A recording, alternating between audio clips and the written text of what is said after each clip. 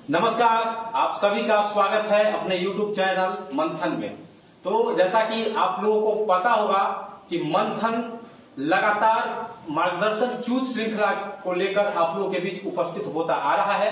तो आज इसी कड़ी में हम लोग नियमित क्यूज श्रृंखला के तहत संसद चैप्टर के साथ आप लोगों के बीच उपस्थित हैं और संसद चैप्टर का पहला भाग आप लोगों के लिए आज हम लेकर आए हैं। हमारा नाम हुआ कुंदन कुमार और हमारे साथ जो प्रतिभागी हैं उनका नाम है राहुल कुमार। ठीक है, बगैर समय जाया किए हुए हम लोग आज के इस कार्यक्रम की शुरुआत करते हैं और राहुल से पहला सवाल है आज का। और आप लोग अगर जानते हैं तो आप लोग भी कमेंट बॉक्स में जरूर इस प्रश्न का जवाब बताइएगा। राहुल जी, आपके लिए पहला क्वेश्चन है, निम्न में से कौन संसद का अंग है? आपको 3 कथन दिए जाएंगे, तीनों कथन को आपको ध्यानपूर्वक सुनना है और उसके बाद आपको ऑप्शन दिए जाएंगे। पहला कथन है राष्ट्रपति, दूसरा राज्यसभा और तीसरा लोकसभा। अब ऑप्शन ध्यान से सुनिएगा।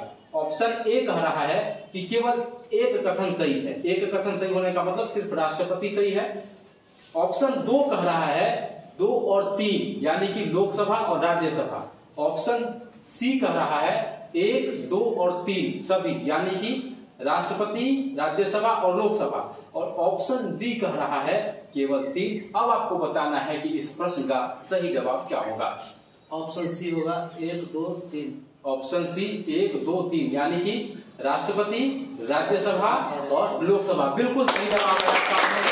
बहुत ही बेहतरीन शुरुआत करी है और हम उम्मीद करते हैं कि आप इसी तरीके से अगले प्रश्न को भी पेश करें और उसका सही जवाब दें और आपका जो परफॉर्मेंस है, जो शुरुआत आपका है, वह अंत तक जारी रहे। दूसरा क्वेश्चन आपके लिए है, राज्यसभा का गठन किस वर्ष किया गया? एक बार फिर से आप प्रश्न को अगर चाहे तो सुन सकते हैं। राज्यसभा का गठन किस वर्ष किया गया? ऑप्शन ए 3 अप्रैल 1952, ऑप्शन बी 13 मई 1952, ऑप्शन सी 3 अप्रैल 1950 और option D none of this. Option A 3 अप्रैल 1952। बिल्कुल सही जवाब है आपका, बहुत अच्छा। राज्यसभा का जो गठन है वह 3 अप्रैल 1952 को किया गया। ठीक है, तो आप लोग अगर जानते हैं तो कमेंट बॉक्स में बताएं और अगर आप नहीं जानते हैं तो इन प्रश्नों को अपने नोट्सबुक पे दर्ज कर ले, क्योंकि कॉम्पिटिटिव एग्जाम की अगर हम बात करें तो वहां पे इसी तरीके का क्वेश्चन पूछा जाता है। तो चलिए हम तीसरे क्वेश्चन के साथ हम फिर से क्वेश्चन पूछते हैं राहुल से। राहुल, आप ये बताइए, निम्न में राज्यसभा को क्या कहते हैं? ऑप्शन ए उच्च सदन, ऑप्शन बी द्वितीय सदन, ऑप्शन सी राज्यों का परिषद और ऑप्शन डी इसमें से सभी। इसमें से सभी बिल्कुल सही जवाब है आपका, बहुत अच्छा जवाब आपने दिया है। देखिए, राज्यसभा जो है उसको उच्च सदन भी कहा जाता है, द्वितीय सदन भी कहा जाता है और राज्यों का परिषद भी कहा जाता है, क्योंकि राज्यसभा जो होता है वह राज्यों का प्रतिनिधित्व है। चलिए अब नेक्स्ट सवाल के साथ हम फिर से उपस्थित होते हैं आप लोगों के बीच। आज का चौथा सवाल है, राष्ट्रपति राज्यसभा के 12 सदस्यों को मनोनीत करता है, आपको पता ही होगा। ठीक है, तो राष्ट्रपति जो है वह राज्यसभा के 12 सदस्यों का मनोनयन संविधान के किस अनुच्छेद के अंतर्गत करता है? ऑप्शन ए अनुच्छेद 79, ऑप्शन बी अनुच्छेद 80, ऑप्शन सी अनुच्छेद 81A और option D none. Option C अनुच्छेद 81 के ए। बिल्कुल सही जवाब है आपका और बहुत ही इनका शुरुआत भी बेहतर है और बहुत अच्छे तरीके से प्रश्नों को फेस करें। आपको कोई परेशानी तो नहीं हो रही प्रश्नों को फेस करने में? चलिए, और हमको उम्मीद है कि आप लोगों को भी बेहतर लग रहा होगा। अगर आप लोगों को यह क्यूज श्रृंखला बेहतर लग रहा है तो आप लाइक करेंगे, साथ ही इस वीडियो को शेयर करेंगे ताकि आपके जितने भी मित्र वगैरह हैं जो जनरल कंपटीशन की तैयारी करते हैं उनको भी इसका फायदा हो।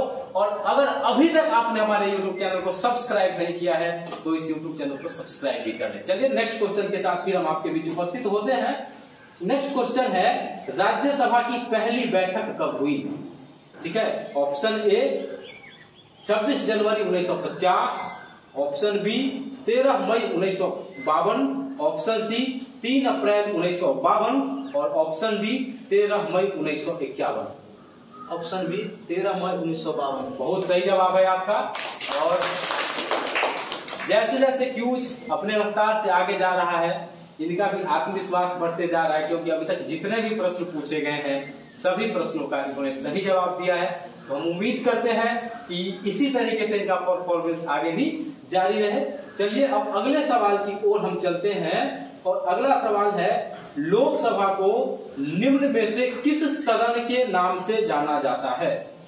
ठीक है, ऑप्शन ए प्रथम सदन, ऑप्शन बी जनता का सदन, ऑप्शन सी अस्थायी सदन, और ऑप्शन डी इसमें से सभी। इसमें से सभी बिल्कुल सही जवाब है आपका, बहुत अच्छा। चलिए और नेक्स्ट क्वेश्चन है कि उत्तर प्रदेश में राज्यसभा के कितने सीट है? Option A 19, option B 31, option C 18 और ऑप्शन डी 16।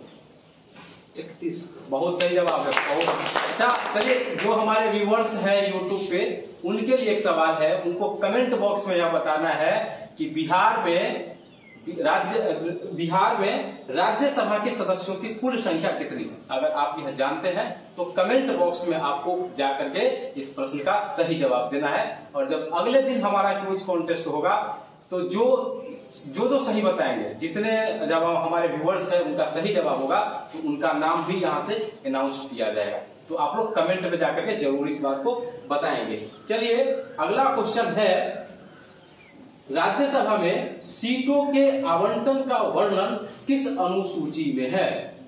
ठीक है, ऑप्शन ए अनुसूची 7, ऑप्शन बी अनुसूची 3, ऑप्शन सी अनुसूची 4 और ऑप्शन डी अनुसूची 6। ऑप्शन सी अनुसूची 4। बहुत सही जवाब है। और व्यूअर्स के लिए एक प्रश्न और है। अब व्यूअर्स को ये बताना है कि जो संविधान की अनुसूची है उसकी कुल संख्या कितनी है। ठीक है, तो आप लोग कमेंट में जाकर के जरूर बताइएगा कि संविधान में अनुसूची की कुल संख्या कितनी है। चलिए फिर से इस सफर को हम आगे ले चलते हैं, और देखिए जो हमारे क्यूज होगा उसमें एक पार्टिसिपेट ये है और दूसरे पार्टिसिपेट आप लोग हैं जो यूट्यूब पर हम दोनों को देख रहे हैं। तो कुछ प्रश्न इनसे रहेंगे और कुछ प्रश्न आपसे रहेंगे, जिसका जवाब आपको कमेंट बॉक्स में देना है, ताकि फिर से अगले दिन जब हमारा और आपका मिलन हो यूट्यूब चैनल पे, तो आप में से जितने ऐसे प्रतिभागी होंगे जो मैक्सिमम प्रश्नों का सही जवाब देंगे, उनका नाम यहाँ से जरूर लिया जाएगा।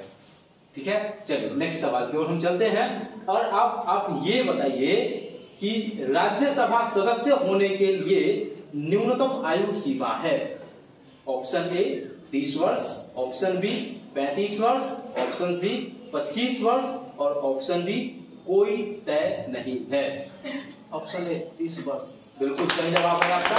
राज्यसभा सदस्य होने के लिए जो न्यूनतम आयु है वह 30 वर्ष है। ठीक है, चलिए अब नेक्स्ट क्वेश्चन है आपके लिए, पुडुचेरी में राज्यसभा के कितने सीट है? पुडुचेरी में राज्यसभा के कितने सीट है, इसका जवाब आपको बताना है। Option A 0, option B 2, option C 1 और ऑप्शन डी 3। ऑप्शन सी 1 बिल्कुल सही जवाब है आपका। ऑप्शन सी इसका सही जवाब होगा, यानी पुडुचेरी में राज्यसभा सीटों की संख्या 1 है। ठीक है, चलिए नेक्स्ट क्वेश्चन का जवाब बताइए।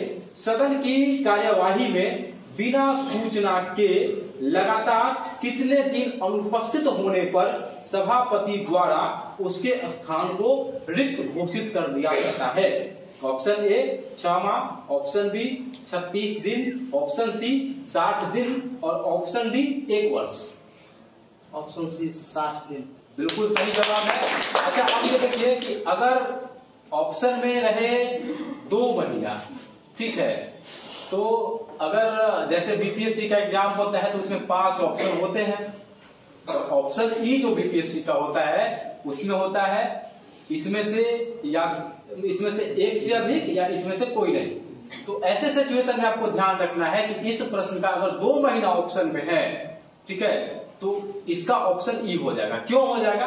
अब देखिए कभी कभी ऐसा होता है कि कोई महीना 30 का होता है, कोई 31 का होता है, तो ऐसे में तो 61 दिन हो गया, लेकिन न्यूनतम कितना है 60 है, तो ऐसे स्थिति में ई के साथ जाया जाता है। चलिए अब अगला क्वेश्चन हमारा है, उपराष्ट्रपति को हटाने से संबंधित प्रस्ताव सबसे पहले किस सदन में पेश किया जाता है? ओके, आपको ऑप्शन ध्यानपूर्वक सुनना है। Option A Lok Sabha, option B Rajya Sabha, option C दोनों में से किसी में, और ऑप्शन डी कोई नियम नहीं है। चलिए बताइए। राज्यसभा। बिल्कुल सही जवाब है आपका। नेक्स्ट क्वेश्चन है, राष्ट्रपति पर अविश्वास प्रस्ताव की सूचना उन्हें कितने दिन पहले दी जाती है? ऑप्शन ए 14 दिन पहले, ऑप्शन बी 20 दिन पहले, ऑप्शन सी 7 दिन पहले, और ऑप्शन डी कोई नियत अवधि नहीं है। 14 दिन पहले। चलिए, बिल्कुल सही जवाब है आपका। अब नेक्स्ट क्वेश्चन है आपके लिए, राज्यसभा के मनोनीत सदस्यों का संबंध किस क्षेत्र से होता है? ऑप्शन ए साहित्य, ऑप्शन बी कला, ऑप्शन सी विज्ञान तथा समाज सेवा, ऑप्शन डी इसमें से सभी। इसमें से सभी। चलिए, बिल्कुल सही जवाब है। अब अगला सवाल है आपका, राज्यसभा के पहले सभापति कौन थे? बहुत ही ललन टॉप क्वेश्चन है, राज्यसभा के पहले सभापति कौन थे? और यह सवाल हमको लगता है कि कई एग्जाम में पूछा जा चुका है, ठीक है, और आगे होने वाले एग्जाम में भी इस प्रश्न के पूछे जाने की संभावना अधिकतम है, इसलिए व्यूअर्स इस प्रश्न को ध्यानपूर्वक सुनेंगे। चलिए बताइए। ऑप्शन है आपके लिए GV Mavalankar, option B Rajagopalachari, option C doctor Sarvepalli Radhakrishnan, option D Ananth Shayanam Ayyangar. Option C doctor Sarvepalli Radhakrishnan. बिल्कुल सही जवाब है आपका। राज्यसभा के जो सभापति होते हैं वो उपराष्ट्रपति होते हैं, और भारत के पहले उपराष्ट्रपति डॉक्टर सर्वपल्ली राधाकृष्णन थे।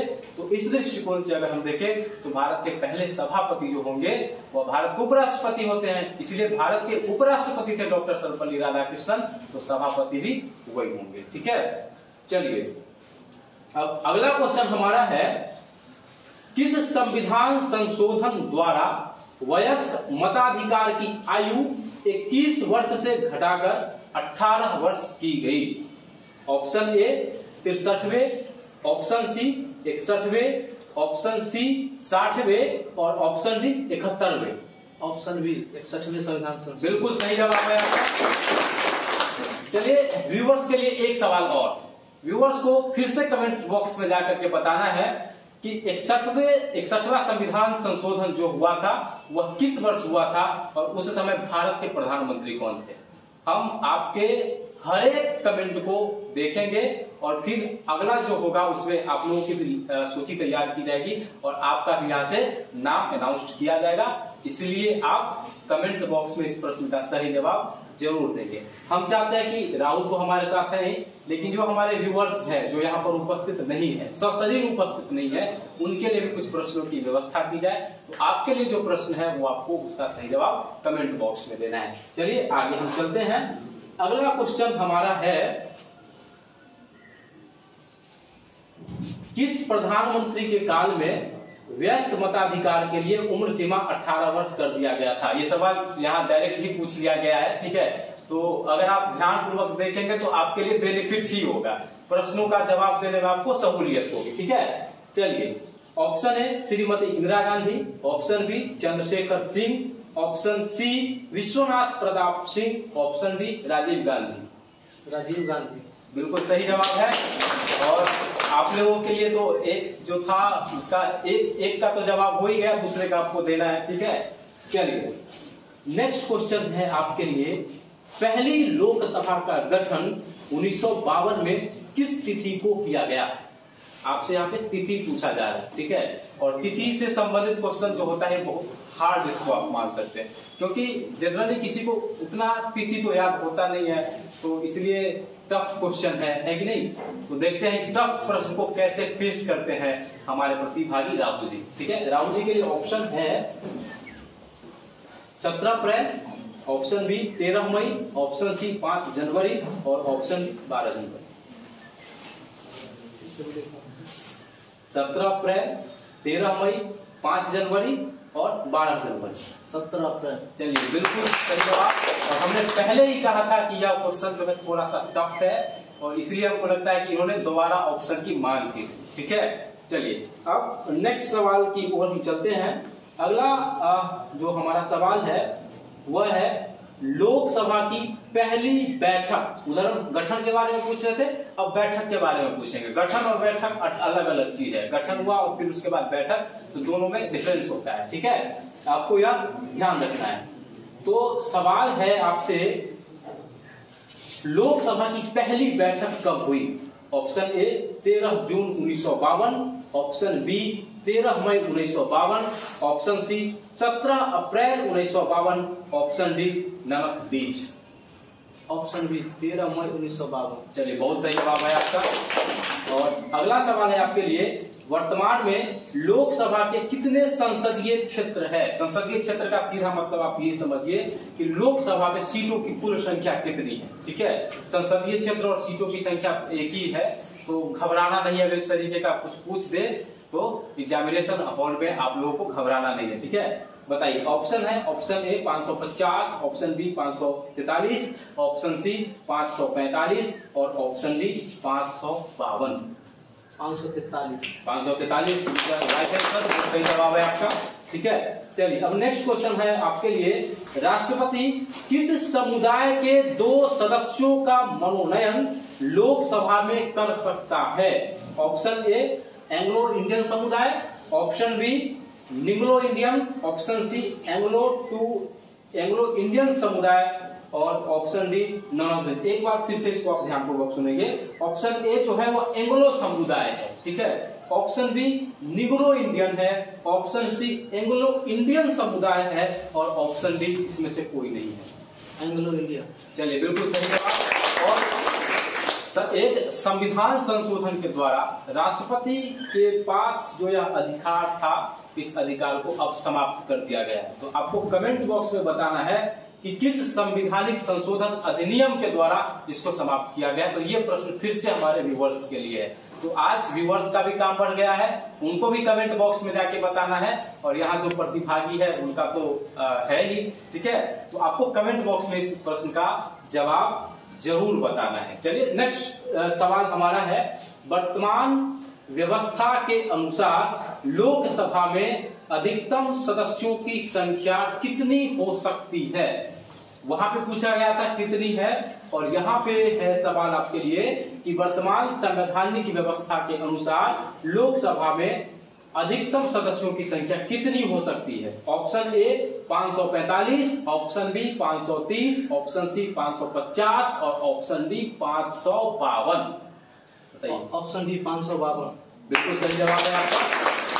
चलिए अब नेक्स्ट सवाल की ओर हम चलते हैं। अगला क्वेश्चन है, लोकसभा के 2 सदस्यों के मनोनयन का अधिकार राष्ट्रपति को संविधान के किस अनुच्छेद से प्राप्त है? ठीक है, option A 81, option B 326, option C 331 and option D 330। बताइए। 81, 326, 331 और 330। 331 बिल्कुल सही जवाब। कुछ ऐसे होते हैं जिसको लगता है कि राहुल इसमें असहज हो जाते हैं, लेकिन इनकी तैयारी बहुत ही बेहतर, इसमें कोई दो राय नहीं है, क्योंकि बहुत इत्मीनान से क्यूज खेल रहे हैं और क्यूज का आनंद भी ले रहे हैं।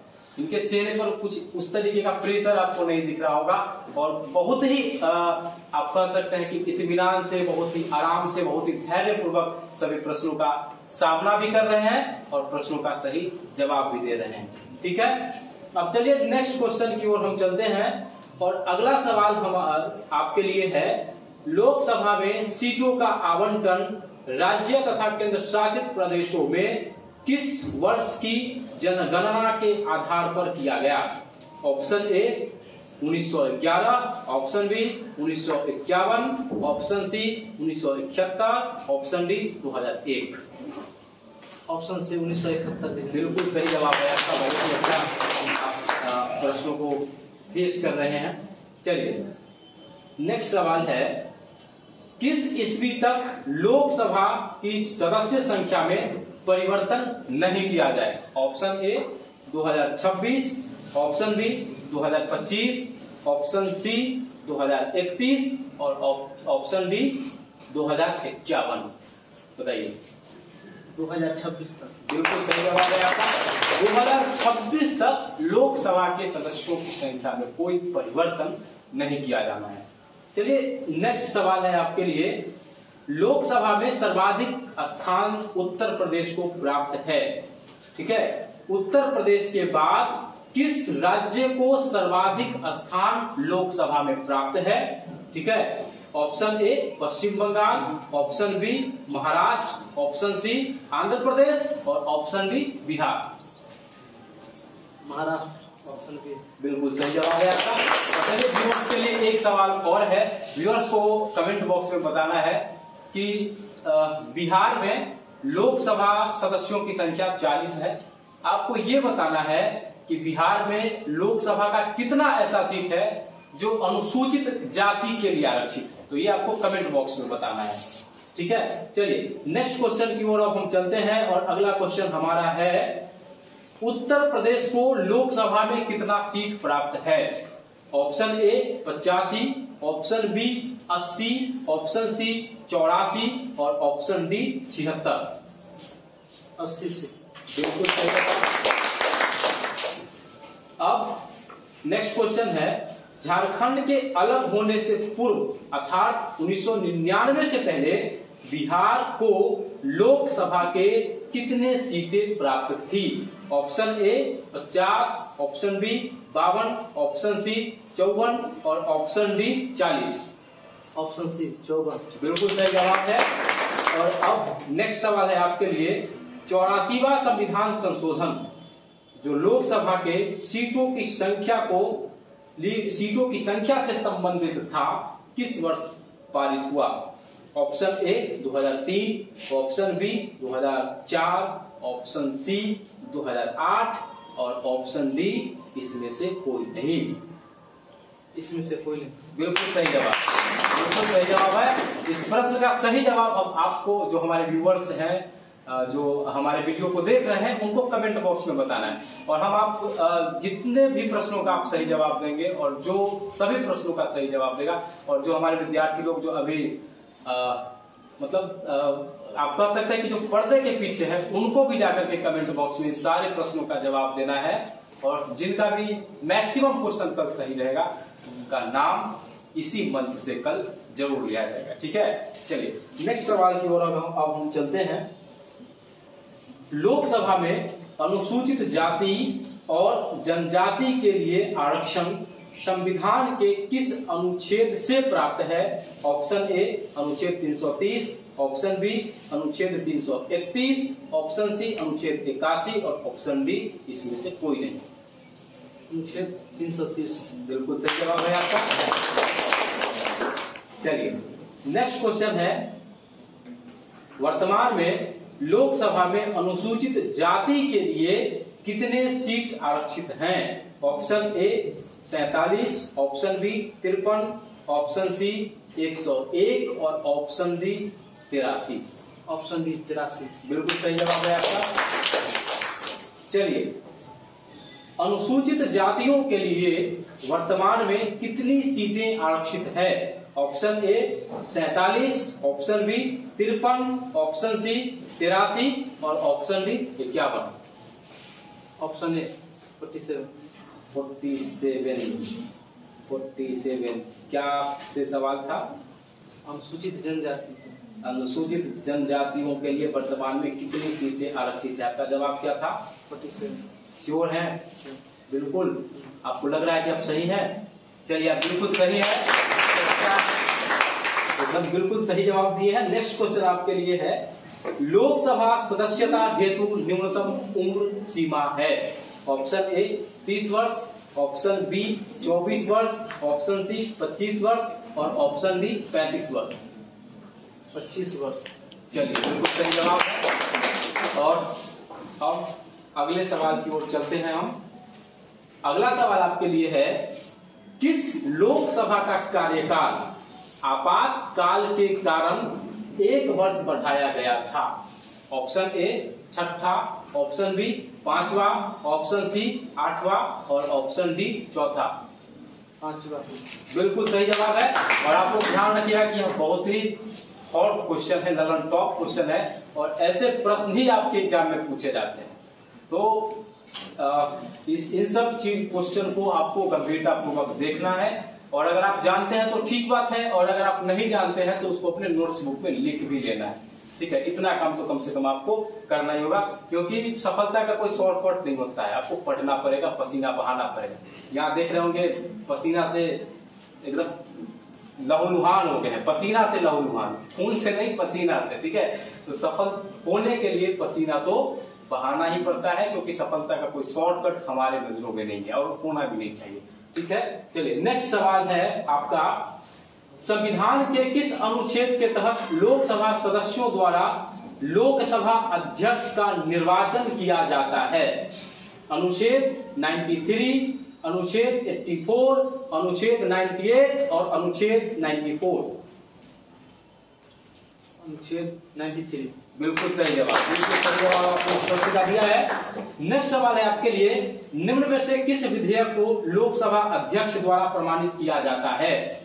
ऑप्शन ए विनियोग बिल, ऑप्शन बी धन विधेयक, ऑप्शन सी सामान्य विधेयक, ऑप्शन डी सभी प्रकार के विधेयक। धन विधेयक। बिल्कुल सही जवाब है आपका। चलिए नेक्स्ट क्वेश्चन आपका है, संसद का संयुक्त अधिवेशन, संसद के संयुक्त अधिवेशन को कौन बुलाते हैं? ऑप्शन ए प्रधानमंत्री, ऑप्शन बी लोकसभा अध्यक्ष, ऑप्शन सी राज्यसभा के सभापति और ऑप्शन डी राष्ट्रपति। राष्ट्रपति। बिल्कुल सही जवाब है आपका। और फिर से हमारे व्यूअर्स के लिए एक क्वेश्चन यहाँ से फिर से बनेगा, और आपको हर एक प्रश्न का कमेंट बॉक्स में जवाब देना है। ठीक है, चलिए नेक्स्ट सवाल आपके लिए व्यूअर्स की आपको ये बताना है कि संविधान के किस अनुच्छेद के तहत लोकसभा अध्यक्ष को यह अधिकार प्राप्त है कि वह संसद के संयुक्त सत्र को संबोधित करे? ठीक है, इसका जवाब आपको कमेंट बॉक्स में बताना है। और फिर से हम चलते हैं नेक्स्ट सवाल की ओर। अगला सवाल है हमारा, संसद का संयुक्त अधिवेशन कौन बुलाते हैं? तो पूछ लिया गया है संभवतः आपसे।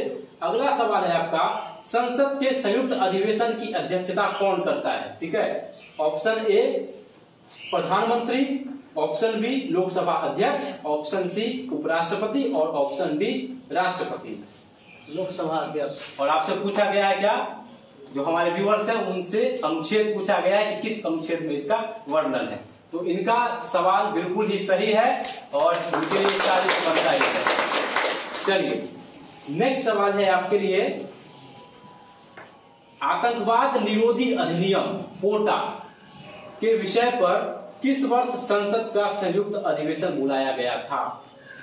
Option A 1961, option B 2003, option C 2002 और ऑप्शन डी दोनों बीच। 2002। बिल्कुल सही जवाब है आपका। चलिए अब नेक्स्ट सवाल की ओर हम बढ़ते हैं। आपको बताना है, लोक लेखा समिति में लोकसभा के कितने सदस्य होते हैं? Option A 22, option B 15, option C 17, option D तय नहीं है। 15 सदस्य। आपको लगता है कि अब सही है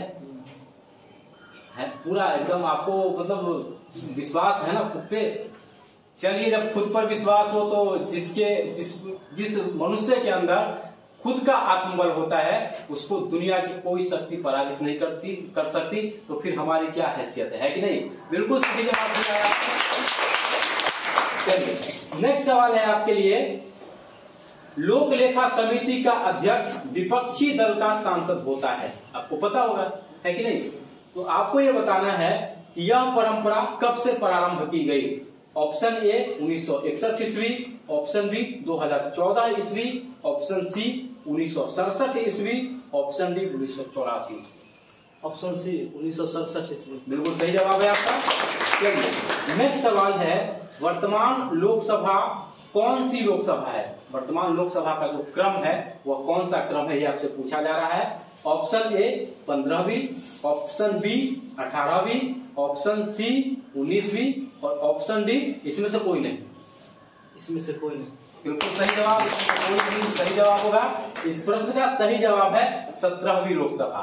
अभी जो लोकसभा चल रहा है वह अगर क्रम से हम देखें तो वह 17वीं लोकसभा है। ठीक है, चलिए नेक्स्ट सवाल है, निम्न में से कौन सी समिति वित्तीय समिति है?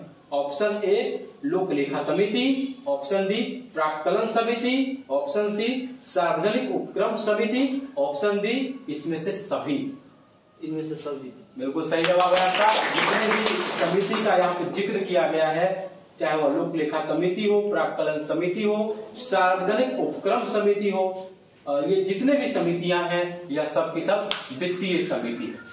चलिए आज का अंतिम सवाल आपके लिए है, संयुक्त संसदीय समिति की अधिकतम संख्या कितनी हो सकती है? Option A 30, option B 45, option C 50, option D 100। फिर से बोलिए क्वेश्चन। संयुक्त संसदीय समिति की अधिकतम संख्या कितनी हो सकती है? Option A 30, option B 45, option C 50 और ऑप्शन डी 100। 45। बिल्कुल सही जवाब है आपका। और इस तरीके से मार्गदर्शन क्यूज श्रृंखला के तहत संसद पार्ट 1 का जो क्यूज था यहीं पर समाप्त होता है। आप लोग को अगर अच्छा लगता है यह वीडियो तो आप लोग अपने अपने व्हाट्सएप स्टेटस पर इस वीडियो को जरूर शेयर करेंगे, और साथ ही अगर अभी तक आपने इस यूट्यूब चैनल को सब्सक्राइब नहीं हुआ है तो आपका धर्म बनता है कि इस यूट्यूब चैनल को सब्सक्राइब कर ले, ताकि इस तरीके का अगर कोई वीडियो बने तो आपके मोबाइल तक न सिर्फ सबसे पहले पहुंचे बल्कि आप सबसे पहले इस वीडियो से लाभान्वित भी हो सके। फिर आपसे मुलाकात होगी अगले वीडियो में, तब तक के लिए शुभ विदाई।